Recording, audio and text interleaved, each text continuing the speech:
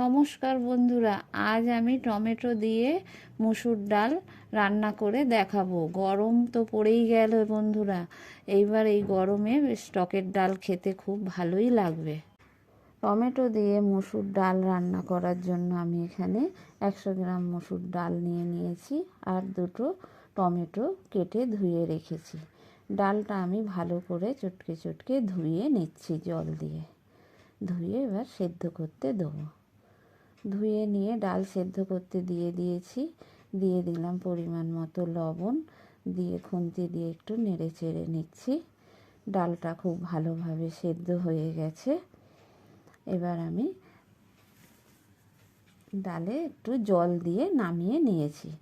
এবার আমি ফোড়ন দেব। ফোড়নে দিয়ে দিয়েছি কালো সরিষা আর শুকনো লঙ্কা, দিয়ে টমেটোটা দিয়ে দিলাম। দিয়ে টমেটোটা ভালো করে ভেজে নেব, একটু লবণও দিয়ে দিয়েছি, দিয়ে ভালো করে ভেজে নেব। টমেটো ভাজতে ভাজতে যেন সেদ্ধ হয়ে যায়। টমেটো ভাজতে ভাজতে সেদ্ধ হয়ে গেছে। এবার আমি সেদ্ধ করা ডালটা দিয়ে দিলাম, দিয়ে ভালো করে খুন্তি দিয়ে নেড়ে চেড়ে নিয়ে পরিমাণ মতো হলুদ দিয়ে দিয়েছি। টকের ডাল তো খুব বেশি ঘনও হবে না, আবার খুব পাতলাও হবে না, মোটামুটি হবে।